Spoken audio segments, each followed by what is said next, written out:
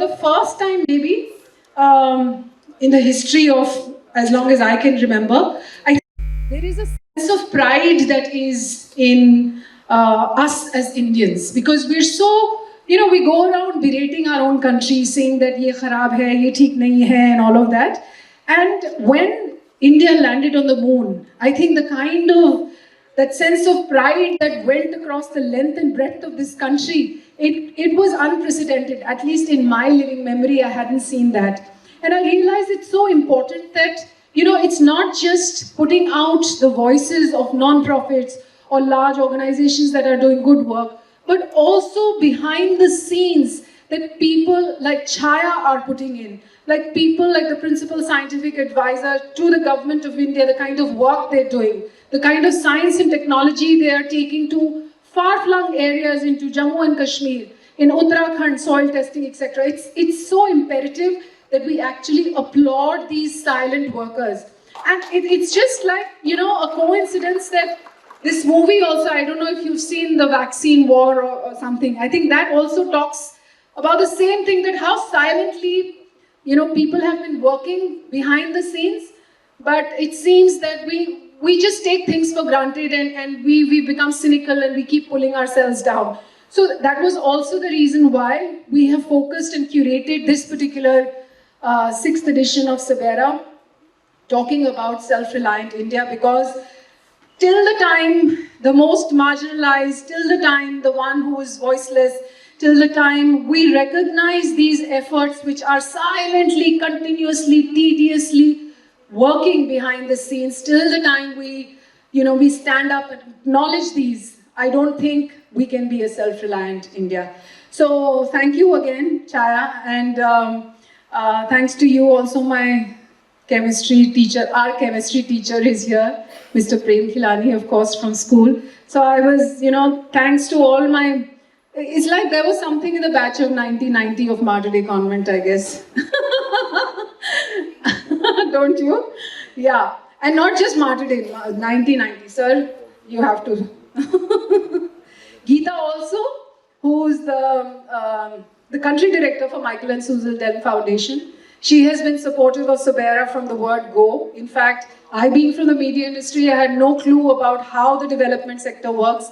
And one afternoon I came across to her office and she told me, she says, you've got to use this, you've got to use this parlance, you've got to use these categories, you've got to, wet out in such criteria-based information, talk about the breadth, talk about, how the impact has been. And she's the one who actually oriented me into something like this. And a lot of people have asked me outside also as to why is it that you came up with something like this.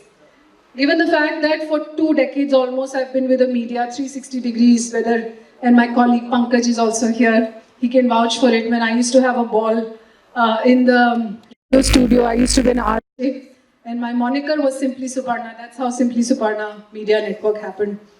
And at that time, without a care in the world, we could blast out our music and talk to the world without anybody talking back to us in those studios.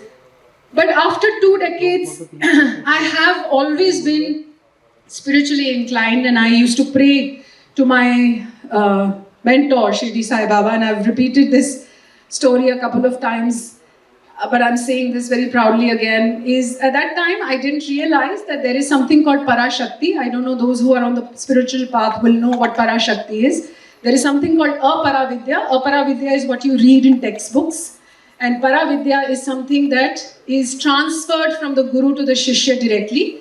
And there is no in-between filter of you misunderstanding something from online, from a video, or from a textbook, because this is a direct transfer of knowledge which happens. So this is something which happens, and at that time I wasn't aware of it, and I used to pray that I need somebody in flesh and blood who can actually guide me and tell me what the purpose of my life is. Well, cutting the long story short, there was an unpleasant incident and an accident that happens, because on the spiritual path it's never easy. It's always a test first, and then you learn your lesson. I managed to somehow meet my living Guru. And the first thing, maybe because of my ego or whatever, I asked him, I said, what is the purpose of my life? Trying to, sound very intellectual. And he told me that you will be the voice of the voiceless. And I guess that's what Sabera is all about. We're putting a voice to all the beautiful work which is happening across the length and breadth of this country that normally never finds space in the mainstream media. And it's not just non-profits, but it's large organizations who are continuously doing a lot of good work, whether it be through CSR projects, whether it be through social impact ventures. And you'll see as the evening unfolds here today, the kind of stories that we are going to showcase, whether it's from Darjeeling, or it's from down south, or it's from Jammu, or it's from Kashmir. We have a lot of stories to share.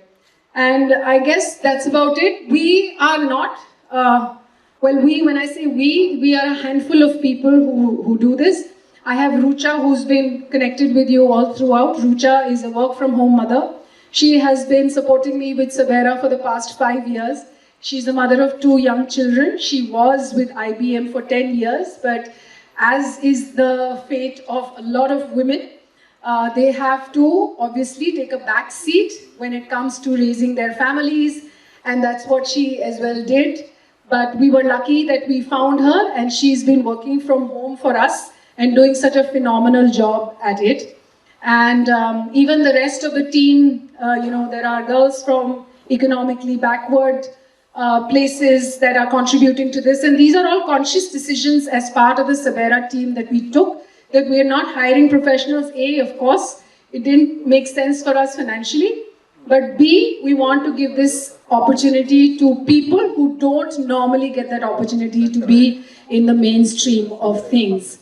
And also our anchor here, you will see her, be kind to her.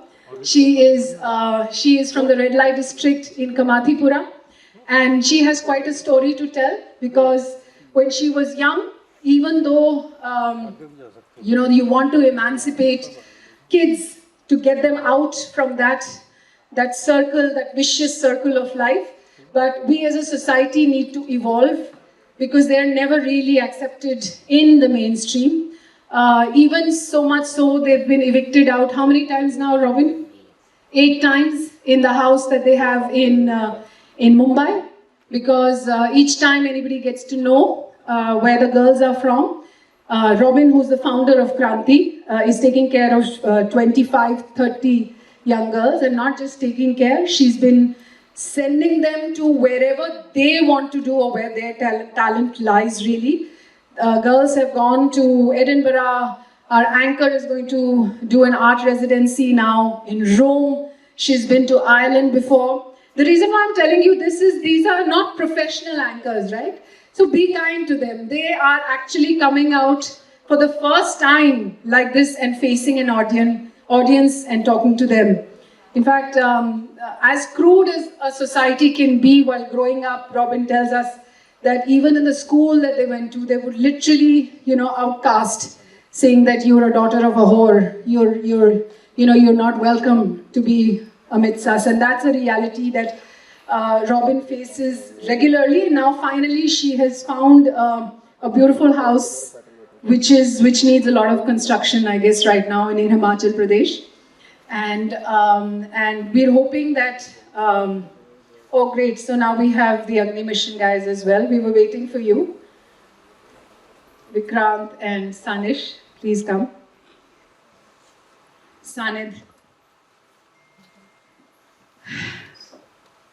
So I guess I'll just hand over the reins now to Shraddha, Rucha. I think we also have performances which are being done by children from the slums, and when you see those performances, you'll be enthralled. I mean, no Bollywood choreography, the choreographer is here as well, can match what these guys have put up. It's amazing the kind of talent that we have, in India. It's just a matter of giving them the right kind of platform. And the idea of Sabera is also for you to interact with all the awardees here, the performances here, or people who are participating as part of this event, in case there is something that you as a company would like to align with, or you as an individual would like to support.